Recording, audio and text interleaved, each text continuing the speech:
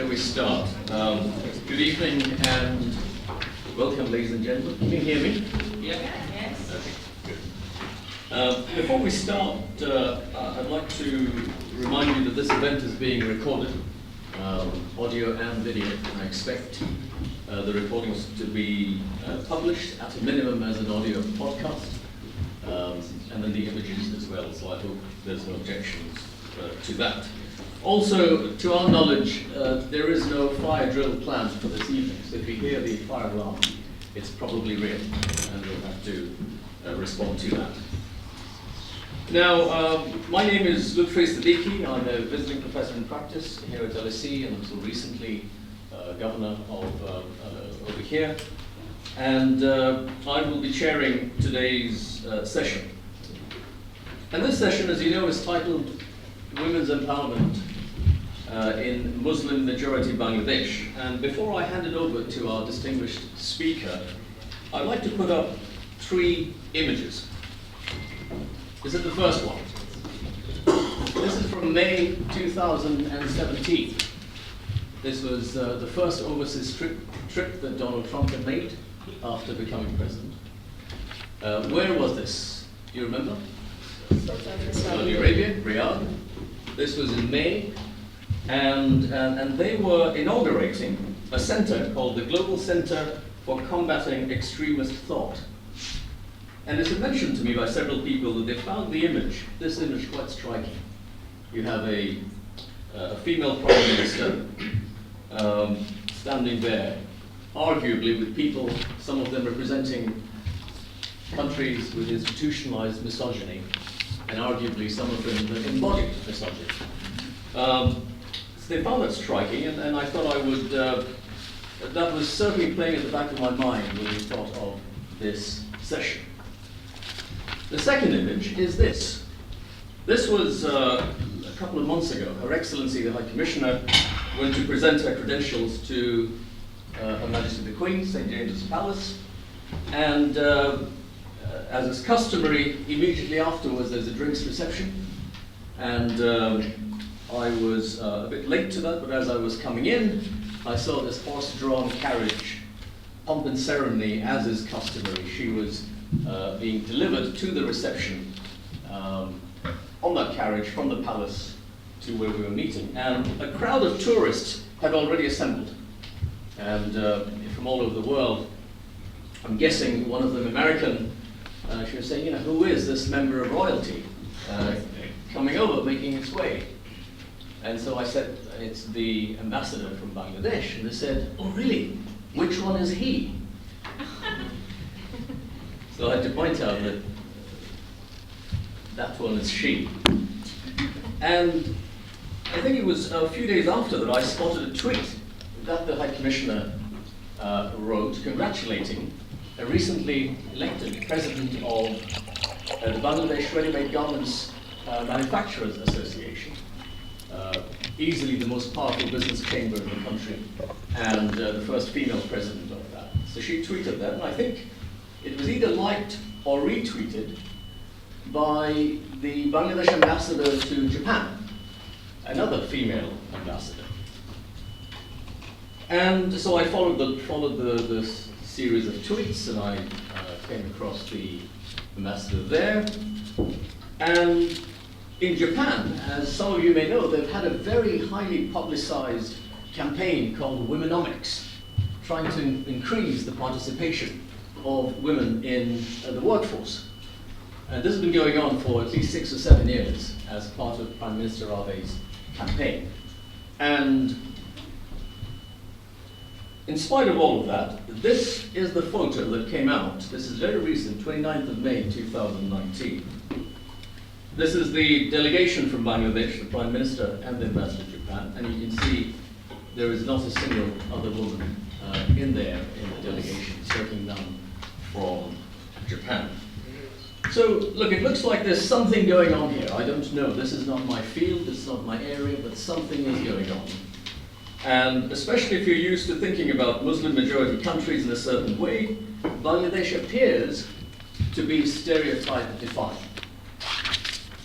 And this is apparent in the micro, random set of photos and stories that I'm telling you, it's also apparent in the macro.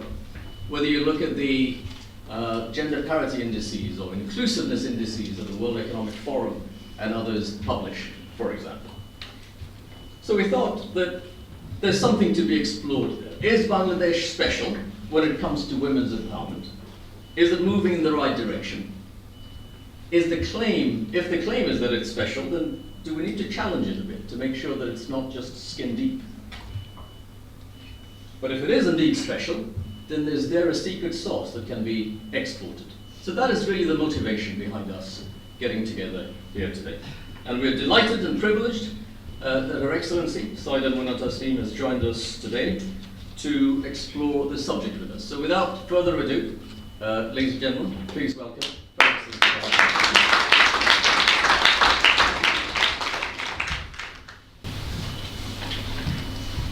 Would you like to use the podium, or would you like to do it from up to you? Podium. Okay, please.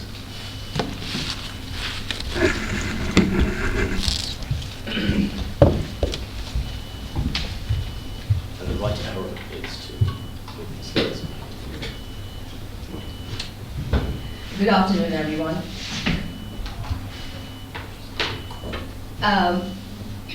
Quite often I'm asked, what did you do the whole day? You're a High Commissioner, did you come to office on time? Where were you the entire afternoon, the entire morning? We didn't see you.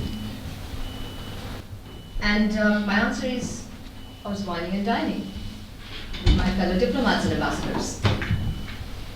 There was a joke, and it's an eternal joke everywhere, that the difference between a diplomat and a camel is that a diplomat, or the ambassador, the camel goes on for 10 days without drinking or eating, and it can work for 10 days, and the diplomat can wine and dine and party for 10 days without any work. So today I'm here with a presentation that I hardly could see. It was actually, the credit goes to my first secretary, the gender balance in my High Commission. Very proud to have her in my team. Ms. Mahfouza, she made this presentation, which I had no time to go through because I was wining and dining. But I had several meetings, and hence there will be quite a few slides, perhaps about, I don't know, maybe 40 slides, but I'm going to quickly go through them to answer that question. That what is Bangladesh doing so right or so wrong that despite being a Muslim majority country, it is actually reaching the top indicators in World Economic Forum's Gender Gap Report. Why is it competing with countries such as Iceland and Norway, countries that have 65,000 plus per capita income, where Bangladesh has less than 2,000? So therefore, income is not a factor, and Bangladesh is defying those theories. Nice. Very nice. These are paintings by Bengali Bangladeshi painters. In their eyes, how Bangladeshi women look. I don't know if it looks like a conservative view of Bangladesh or a liberal view of Bangladesh, but this is the reality. Now, the question is, are we putting too much emphasis on the word Muslim? This is what I asked her to go through and browse through history, that, you know, women and empowerment and women's role and position in society had little to do with religion. It is actually socio-cultural practices. Basically, if you look at history, we see that women always came into power, starting from the Pharaoh's time until, you know, I don't know, Elizabethan period. Women came to power as absolute monarchs only by default. And most of the times, because they didn't have a younger brother or a male heir apparent to the throne, and hence they were ascended to the throne by a group of male Privy Council members sometimes, but they were often used as a pawn to power for men. So they were not really independently using military power, came to power or took up the throne over the entire 2,000 years of world history, and before that in BC, even in Roman and Greek cultures, which were supposed to be democratic, there were no women councillors in their democratic system or in political representation. Women were always, well, seen as symbols of, they were always victims or ruled by patriarchy, primogeniture, which is, you can't ascend to the throne, even if your younger brother can do that, but you cannot. Misogyny, sexism, militarism, sexual violence in conflict, and of course, were taken as war booty. So therefore, this was the traditional, concept of how our women should be treated, and that had little to do with religion. And hence, this is, first of all, we need to rule out that special emphasis that, that Muslim societies essentially would suppress or oppress women. If you look at history, and this is ancient South Asia, where we saw that before actually 7th century, when Islam came into being, we had societies where Hindu dominated, we had dynasties, where Hindu dynasties, Buddhist dynasties, but throughout these dynasties, women actually did not own any property, they didn't have inheritance rights, they didn't have right to divorce, they had many rights that they were deprived of. And all these social cultural practices that actually are harmful for women in many ways, for health, for sexual reproductive system, they were all prevalent. They were used as temple dancers for means of recreation or a means of reproduction. But of course, if you look back after 7th century, in the MENA region, the Middle East and North African region, even in South Asia, perhaps after Islam came, women were given some sort of limited rights to right to divorce, right to remarry, right to inheritance. But at the same time, if you look at the Hindu laws, there were, even throughout the Western society, when we have people like, in popular literature, like Pride and Prejudice, Anna Karenina, we see that, Simon Beauvoir, they always, they thought that women was always the second gender. And they had to fit into some stereotypes that fulfilled certain social expectations, and they were not the first gender. In fact, all these years, when we had the Elizabethan period and Victorian period, these women monarchs did little to actually establish equal rights of women. In fact, the change and transformation of women in a society which didn't have to do with religion, but actually had to do not from the top, but from the bottom, and from common women. And the entire history of women's rights from early 20th century, it's actually, it all started, whether in New York or Copenhagen, it actually started when women went to work and they were not finding equal working conditions or congenial working conditions, and the revolution and the transformation started. What was Bangladesh doing at that time? In the 1920s, in the early 20th century, when the world was going through this transformation of women's empowerment and women's rights, and the International Women's Day and the International Women's Year, everything was, all these transformations are happening. In Bangladesh too, in 1920, we had a visionary, okay, now this is some more slides on the myth and cultural reality, while we feel that many cultural practices associated with geographic regions which are attributed to Islamic or misidentified as only prevalent in Muslim societies, it's actually not true. These are cultural practices that have been there. If you look at SDG 5, this is taken from UN Women's website from today as of date, where we're looking at SDG 5, even today, when it comes to the question of equality and empowerment or discrimination in society, if you look at these regions and you see femicide, where women are killed by their partners, violent partners, it's most prevalent in Latin American and Caribbean region, and these are this has nothing to do with religion. And then female genital mutilation, this harmful practice is still very much present in Africa and some other parts.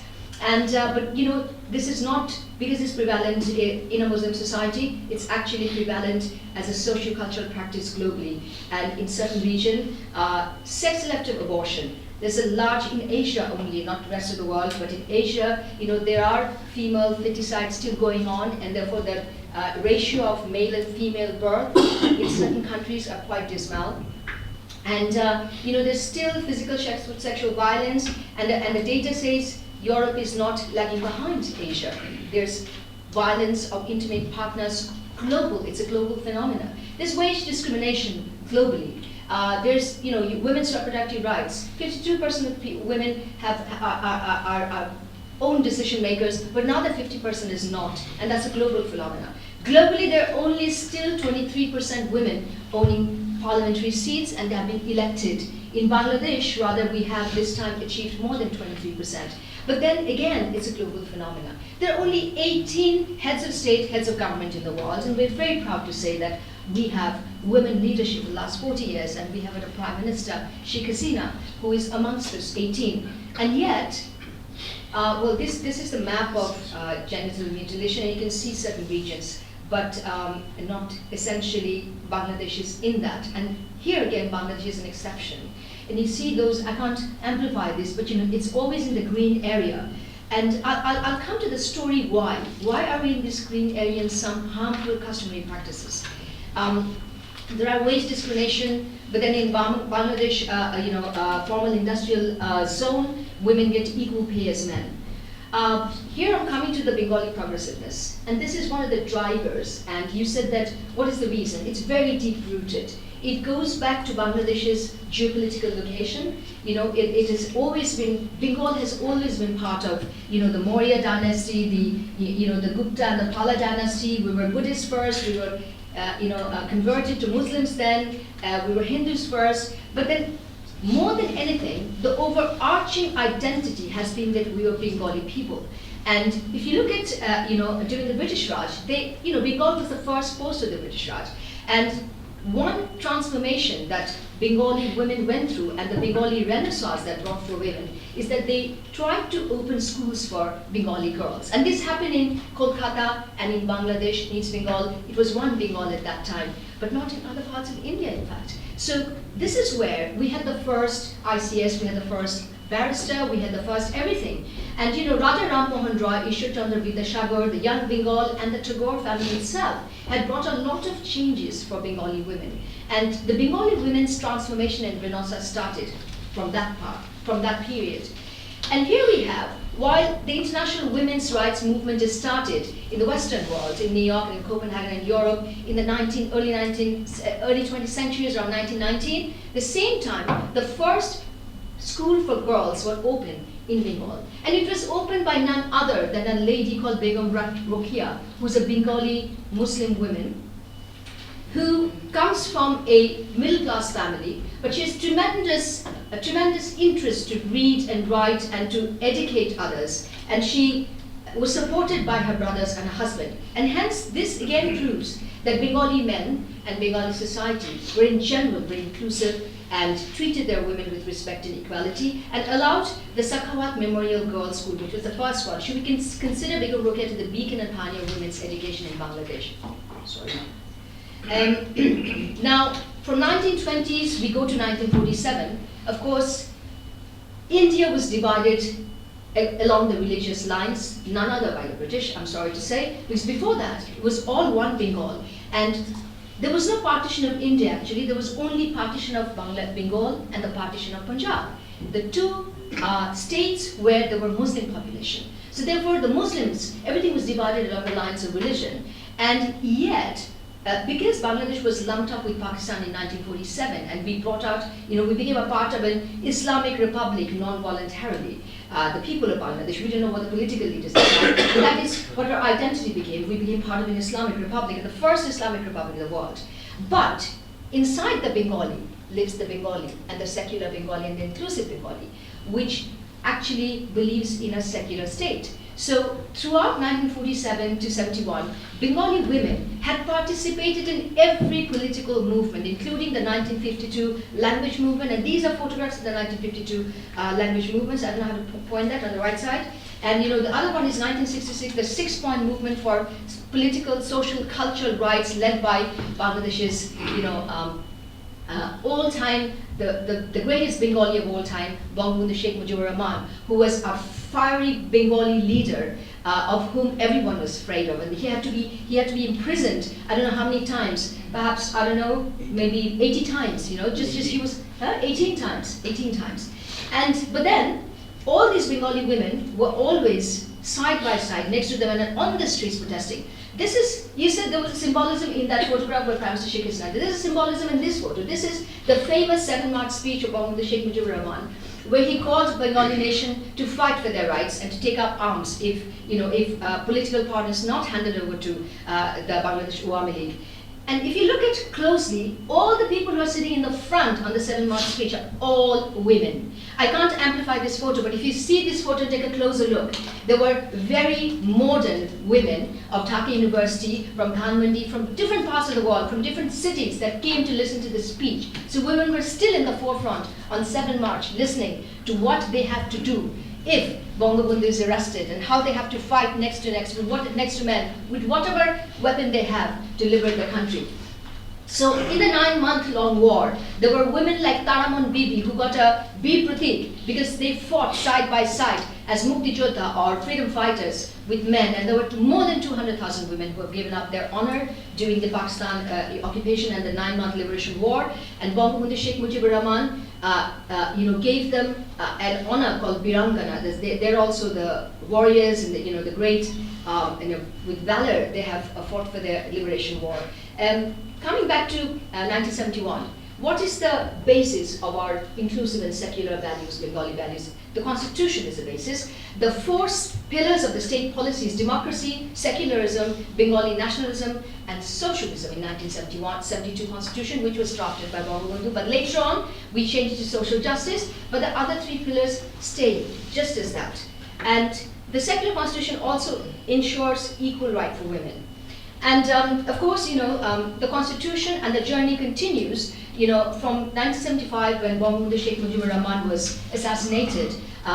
For 15 years, Bangladesh went through a dark age of women empowerment. There was militarism, there was authoritarianism, and of course there was no democracy and no any thought given to women development policy for 15 years. And then Bangladesh, for the last 40 years, we've had women prime ministers. But most importantly, what happened between 1996 and 2001, and again from 2009 to 2019, I would say this is the golden age of Bangladesh's women empowerment. Why? And you ask me, what are the drivers? The number 1 driver is leadership. If you have a visionary leader who herself is an agent of change, you can change everything. Therefore, the number 1 driver of Bangladesh's women empowerment story, which is stereotype breaking, glass ceiling breaking, is Sheikh Hasina herself. Now, we never look at her as a woman. We actually look at her as a leader which is unparalleled in vision. She's set a vision for Bangladesh 2021-2041. The moment this time in 1996, when she took office, she created the first women development policy in Bangladesh. In 2000, she first inscripted women into army. It was unthinkable before that. Before that, women were in the army, but only as doctors, like in all armies it is, in all armed forces it is. But in 2000, she signed a summary and she said women have to be in all spheres of army, minus infantry, but in other, and since that day, Bangladesh women have come into army and started participating in international UN peacekeeping operations. In fact, Bangladesh is the largest contributor of women peacekeepers to the UN peacekeeping, and that record hasn't been broken by anybody. Agent of change, here she's receiving this award, and we write a visionary Bengali leader whose far-reaching vision, policy, and action are empowering women in Bangladesh. She is the key driver of our women empowerment. If you look at the changes that she's made, and these are all the firsts that Sheikh Hasina has made, and I'm very proud to say, I myself is the first women High Commissioner to Lutfey was saying that, but there's a lot of symbolism in that, and he mentioned that. And if you look at the first reserved seats in Parliament, increasing it from 30 to 50. So this is affirmative action.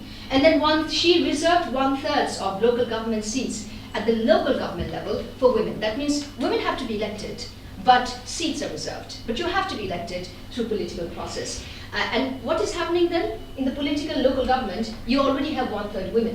And this is a ready-made entry of women, and she's grooming women into policy. And that is why World Economic Forum has brought us to 5th position, because of this local government. First female appointed agriculture environment ministers, first female, this is 1960-2001, and she appointed the first DC and the first judge, first everything. She continues that legacy in her current period over the past decade, where she's the first Speaker of the House. It took the United States 200 years to have the first women Speaker of the House. In Bangladesh, we did it in less than 35 years. Thanks to Sheikh Hasina for that. And the opposition, the deputy leader, she appointed them women. She had women ministers. Right now we have 23% women in our national parliament, you know, 13,620 local council members. We have women mayors who are taking care of the city better than men. And, you know, in Ranganj we have a phenomenal leader, we have a phenomenal DC who's going to be awarded, a phenomenal police inspector who's actually performing better than other male police inspectors. We have 27% women in foreign service, and of course she's appointing women in certain important positions, not because they're women, but because they're competent and because they have the qualification, and she's recognizing that. There's so many awards that she's received, and this is an example of how the world is recognizing, just like Lutfey has mentioned today, that something is very exceptional about Bangladesh. That why is it that an 86% Muslim majority country such as Bangladesh is doing so well and standing next to countries such as Norway and Iceland in the World Economic Forum's Gender Gap Report, Empowerment. You know, this is a recognition she's received, Planet 50-50 champion. Sheikh Hasina has set a target that by 2030, she will have 50-50 representation in the parliament. She has this time achieved 27% actually, and hopefully she will be able to do that. Even if not, she's got a target. She always has a target. A good leader has a vision and a target. And she has also received the Agent of Change award. She truly is an agent of change. And some of the awards over here. This picture here, I've actually put it in my presentation as well. You know, when Prime Minister Modi was elected for the first time in South Asia, and South Asia is a region where every country has to cooperate with the other to prevent terrorism, rising extremism, or radicalization. And in that front, when it comes to security and such non-traditional roles, Prime Minister Modi was thoroughly impressed, and he made a huge mistake. He was giving a speech, and he said that I can't imagine, despite being a woman, Prime Minister Sheikh Hasina is so, security savvy, and he received a lot of negative comments for that, because this is the perception. The perception is that if you are a woman, you can't be security savvy. But actually, she has proven that she has the qualification, she's earned it to stand next to next with all these global leaders in that terrorism summit in Saudi Arabia, but this quite rightly so, she is not wearing an attire which is foreign to Bangladesh. She's wearing an attire which is indigenous to Bangladesh, which is a sari. And the way she covers her head is what she does every day. So, she has the courage to do that. And there's again the OIC, we were the ICFM chair. If you look at this picture, she's the only woman in the picture. And here, she's been termed the mother of humanity, but I personally believe that so many Nobel laureates who's received so many Nobel Prize, but she definitely deserved a Nobel Prize for this, which she did not, because she told Al Jazeera interview that she was asked, okay, this very funny photo, and with all due respect to the US president, I mean, he has nothing to do with this photo, but what I'm saying is that Al Jazeera asked that this morning you met, and this is in 2017 September, she was in New York, and the Rohingyas, just about 400,000 Rohingyas entered between August and September, and they were exchanging greetings, and Al Jazeera asked that, didn't you ask President Trump for help? She said, how can I ask him for help? His country is already having problems with refugees, and he wouldn't give them entry. However, Bangladesh may not be a rich country, but we will not fall shy of sharing our food and space with distressed Rohingyas, because 60% of them are women who are violated, and I want to give them shelter. This was her answer. Do we need to say more about her leadership and her compassion and her understanding of what to do as a visionary leader? Because this is truly spoken as a visionary leader, and by all means, she deserved the Nobel Prize that she never got. Women in defense. I mean, these are just some of the photographs. Today, Bangladesh is. Let's say in 2006, Bangladesh has less than 18% women in our labor force. Today we have 40% plus. That means our country is going towards a 50-50 in the labor force. And this is happening because ready-made garment sector, pharmaceutical sector, leather sector, many of the sectors have got women in them, but more important, 86% of them are women who work in the garment sector, but more importantly, in the microcredit, in micro-entrepreneurship, it's only women, 98% government-given micro-entrepreneurship, other institutions give micro-entrepreneurship, this 98% are women and micro-entrepreneurs. Women are actually in different professions, but more importantly, we have women in business and entrepreneurship. Rubana Haq, and you mentioned that, she's elected as the first women head of the Bangladesh Garment Manufacturers Association. It's a total men's club. It's unthinkable how she's broken that glass ceiling, but she's done that. And definitely Prime Minister Sheikh Hasina is supporting her. So, these are the, you need endorsement from everyone for this kind of positions. This is the Global World Economic Forum Global Gender Gap Index of 2018. If you see in 2006, Bangladesh's rank was 17 among 91 countries. And now our rank is 5 among 149 countries in political empowerment of women. And I hope that we deserve a big applause for that. From MDGs to SDGs, definitely, over the past 15 years of this transformational development agenda, how is Bangladesh doing under this women leadership? But more importantly, why is Bangladesh doing so well? Because it has 50% women participating, 42% in the labor force. If you look at the per capita income, it has more than tripled, and then poverty more than halved. Growth rate, 5.4 to 7.6 is actually 8% this year, and exports have actually 10 to 30. It's 41 billion this year. Some updating is required in this data. This year it's 41 billion. National GDP, Bangladesh GDP was 281 billion last year. This year it's expected to exceed 315 billion. Power generation, everything. These are the signs of Bangladesh's growth spurt. And Bangladesh is definitely within the 7% club. Only 7 countries in the world are currently enjoying 7% plus growth rate, and Bangladesh is in it. And why? Ask me. Because women are participating. Because women are everywhere. Dhaka University in 1969. Just look, see how progressive our women were. They were going to university, educating, and today, progressing even better. So our women are bright, breaking stereotypes. This is the first Bangladeshi woman that actually climbed to the Everest. She actually triumphed, literally, she conquered the world and the Everest. And our women's cricket team, our pride, oh gosh, yes. And that's also a lot of symbolism. Well, just concluding, what are the value drivers? What are the key reasons and drivers? Number one is visionary and progressive leadership. Definitely, if it were not her, but now it is her. And Sheikh Hasina has been there for this is her 11th year in office. And if it were not for her, Bangladesh would not have done not only so well in women empowerment, but actually overall performance of Bangladesh as a country in the 7% club simply would not be possible. And this is not because she's a woman, but because she is a visionary leader. Coming back, the vision, there's a vision, and under the vision, women, under the vision, in a political manifesto, in our national development policy, in our budget, gender sciences budget, and constitution, in every sphere, there's a gender-sensitive aspect in planning, policy, and budgeting. Progressive values, secular proletariat values. Bangladesh is a democratic society. Our society has never been a feudal society. It has always been a society of proletariats. So labor class and common people, they have the strength, and women have always been integrated into that. The other one is education, girls' education.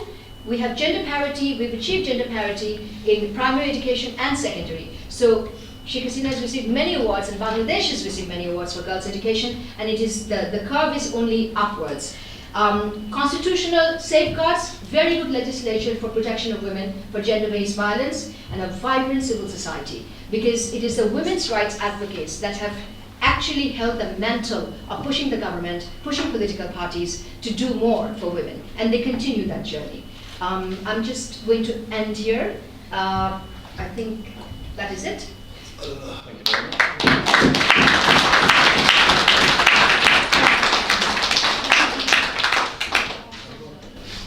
So we'll move on to, please, if you would take a seat, we'll ask some questions. I have some questions, but before I use up all the time, could I get a sense of how many of you would like to ask a question? Okay. And I am obliged to give priority to LSE students and faculty. How many of you are LSE students and or faculty? Would you like to ask a question? LSE mom. Okay, that probably works. So let me ask the first two questions, and then maybe we'll go to that. So, Your Excellency, that was the big picture. If we could ask you about your personal journey. I read somewhere you're an engineering undergraduate. Tell us about how you got to where you are now.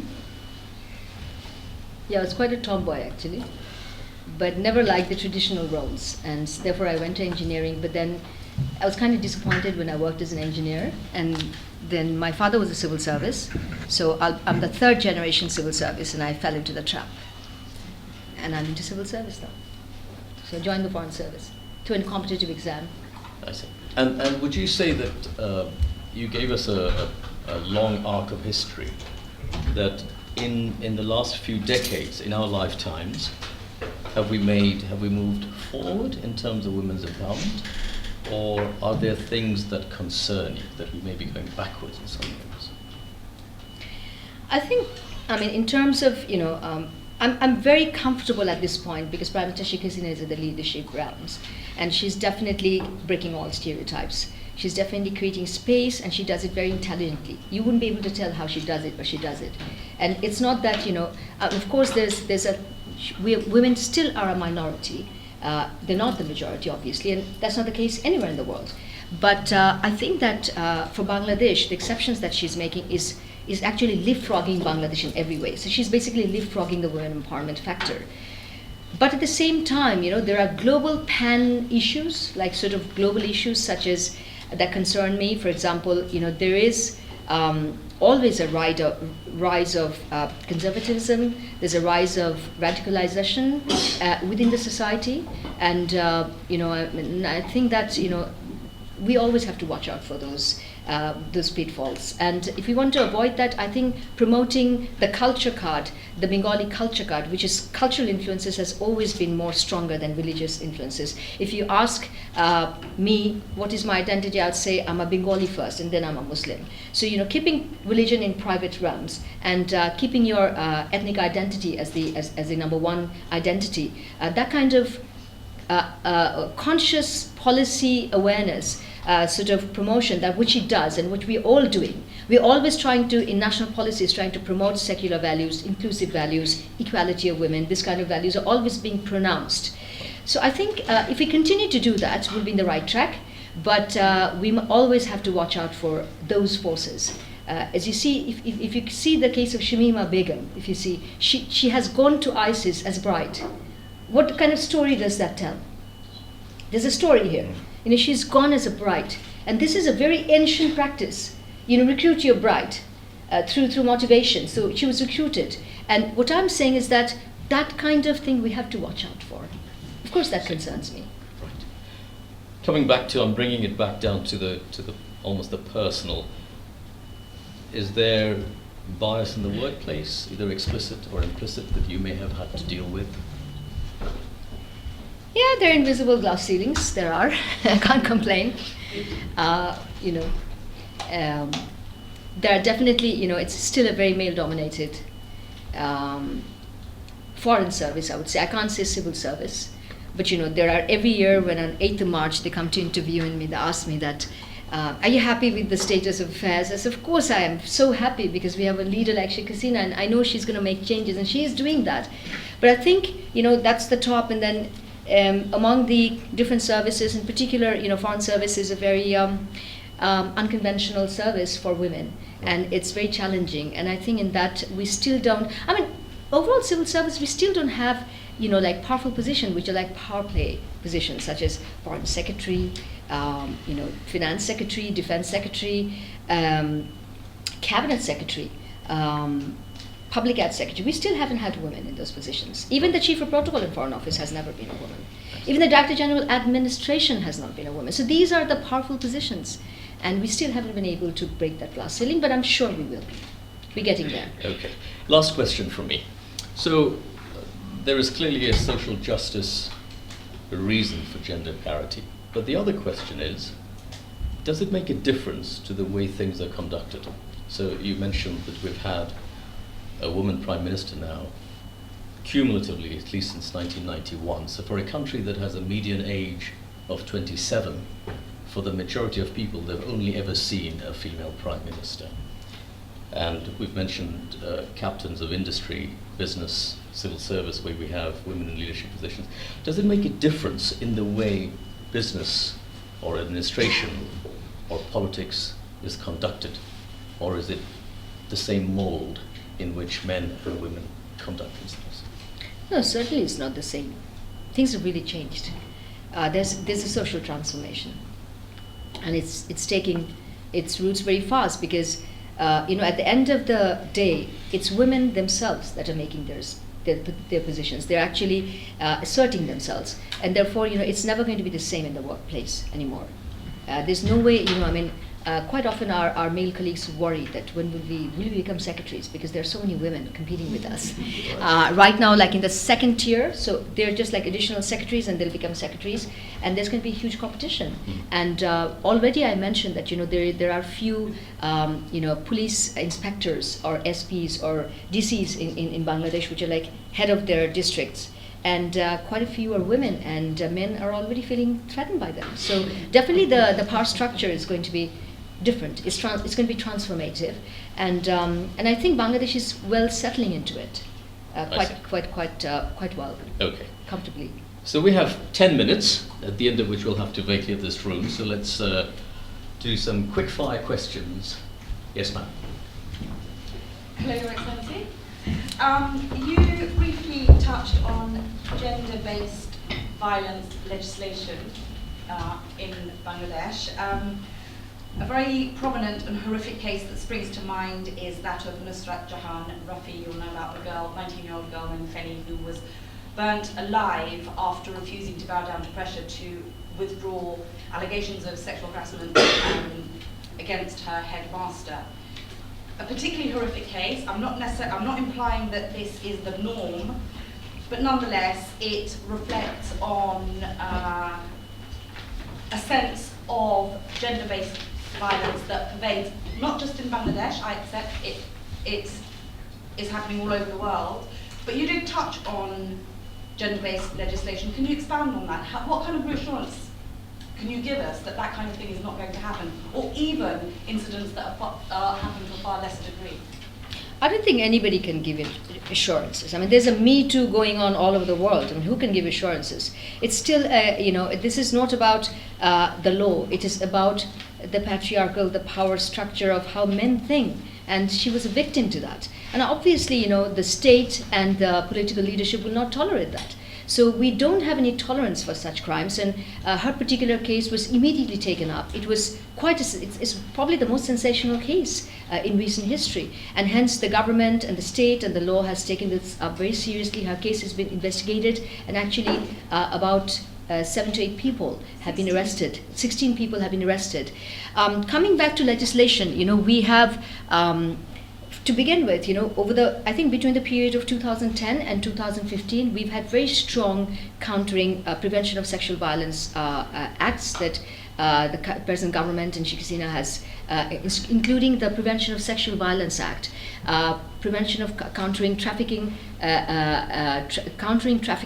human trafficking, prostitution, child pornography, about 5 legislations, and then quick redressal. That means you can have special tribunals for sexual violence cases. So these are the legal redresses and legislatures that are available, and they have been utilized quite widespreadly by the government when it came to sensational cases. And arrests were made and punishment were made, including death penalty. So the minimum punishment for rape is 14 years. Let's take 2 questions together. One from the lady here, the gentleman over there. Please. Your Excellency, thank you very much for the wonderful presentation. I had one question, and that was USA has put a ban on the reproductions of women's rights, and there are your views about that? I mean, there's a reproductive ban on women in America at the moment. And Yes. the gentleman, should we take 2 questions together?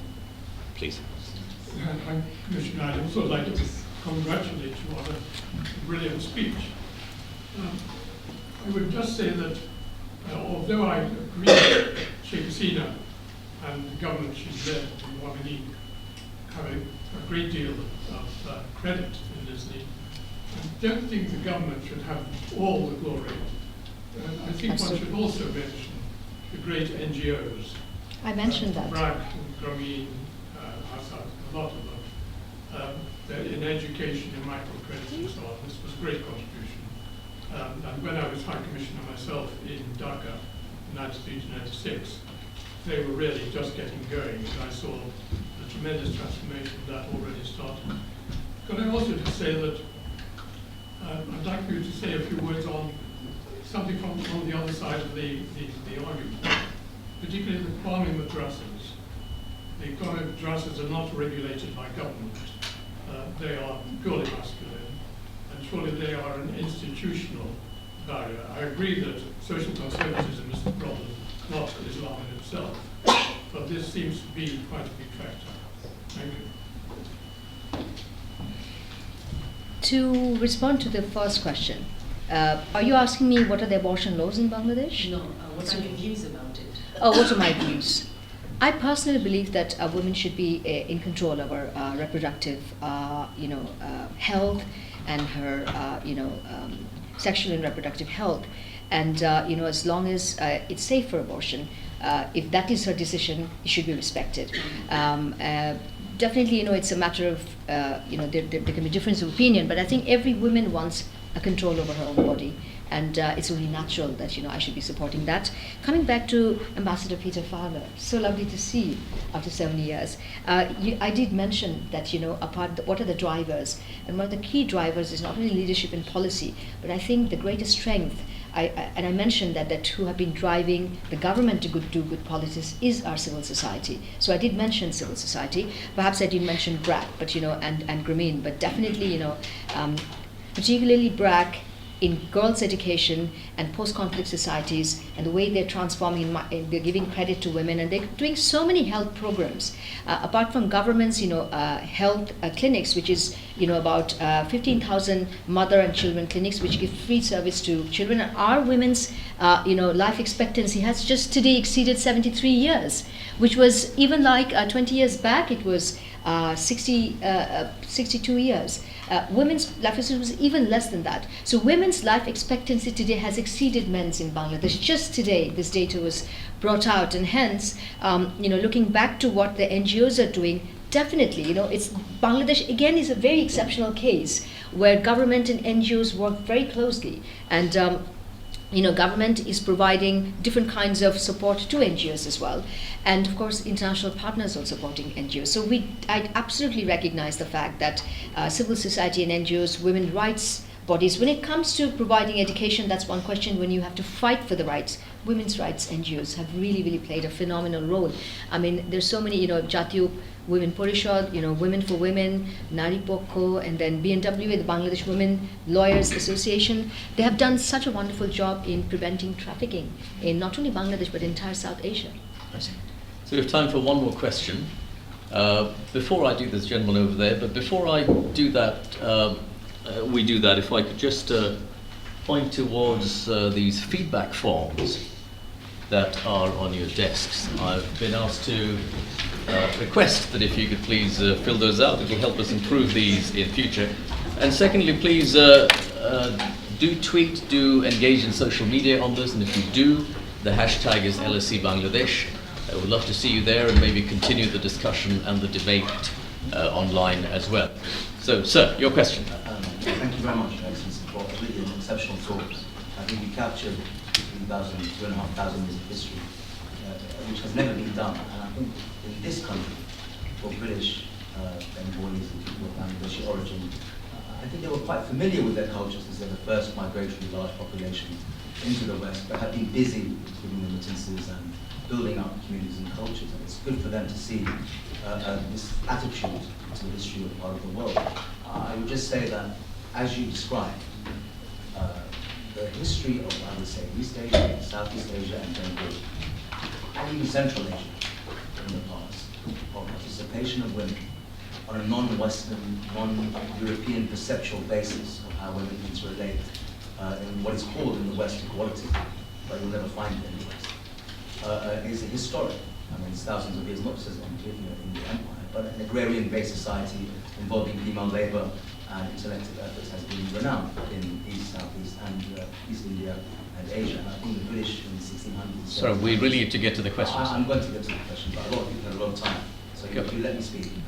And so why this is important, if you want me to get to the question, shout.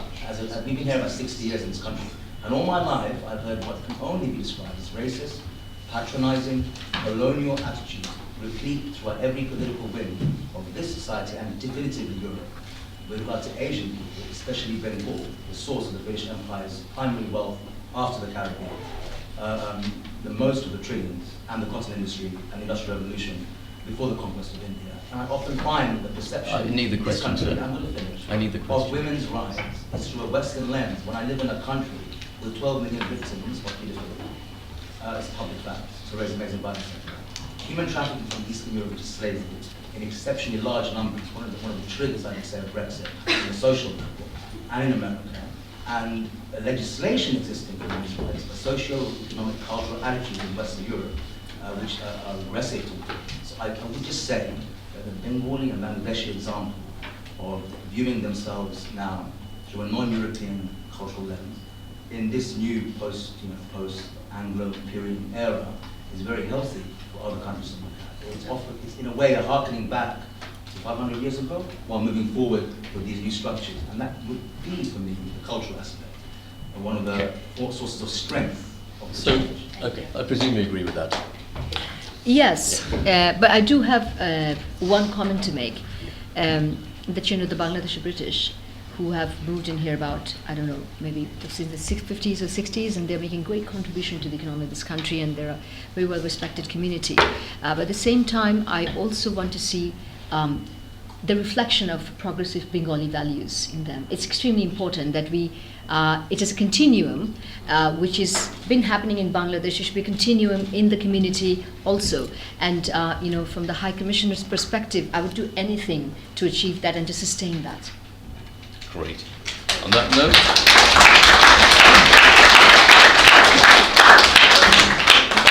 note, we bring this to an end. I'd like to thank all of you for being here, and special thanks to you, Your Excellency, So I would like for to your thank time. you.